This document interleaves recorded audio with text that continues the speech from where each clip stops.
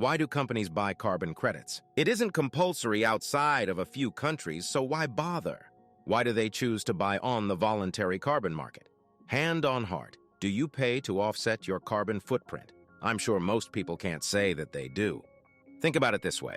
Every time you fly on a plane, you could have offset your carbon footprint. While booking, you were offered the option to offset the impact of your flight. But did you? Probably not. You may have paid extra for legroom, a preferred seat, or extra baggage, but offsetting the environmental impact of your flight was likely not one of your biggest priorities.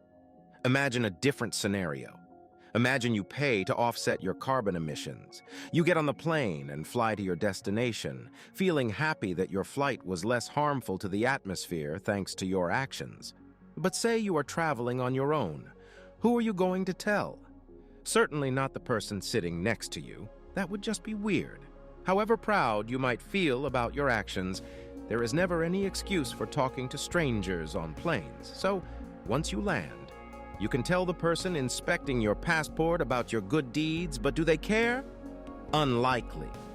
So there are no positive consequences of doing the right thing. And as we know from Instagram, was a meal truly eaten unless we photographed it and posted it so the world could see? So no real upsides for you and no real downsides either. But what if there were? Imagine a scenario where passengers who did not offset the carbon emissions from a flight faced some shaming. Let's say that the cabin crew were allowed to call out the passengers who did not offset their emissions, calling them planet killers. Another cup of coffee, planet killer? Perhaps they would do it loudly so everyone on the plane would realize that you hadn't offset your carbon footprint for the flight. To hammer the point home, perhaps your name, picture, and seat number appear on the little screens before each movie as a roll call for all the passengers traveling on today's flight who actively chose not to save our planet. Perhaps at the end of the flight, when the captain thanks everyone for flying today and recognizes that you had choices to fly with other airlines. Maybe they'll recognize all the planet killers who did not offset their carbon footprints for today's flight despite having the choice. If that were a typical experience, then you would probably be as careful about ensuring that you had offset your carbon footprint before you left for the airport as you would be about ensuring you had your passport, suitcase, and ticket. So as an individual, you are not investing to offset your carbon footprint. There's no gain in terms of what people think about you for doing it, and no downside to not offsetting. If you got called out by name and everyone knew you avoided offsetting, you would do it, wouldn't you? Here's the thing. While the upside gain and downside cost don't really apply to individuals at the moment, it does for companies.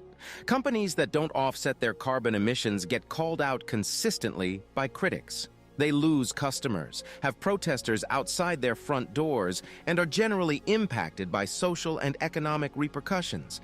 Companies that do offset their emissions get to write about it in their annual report, and they get stories in the news trumpeting what a force for good they are in the world.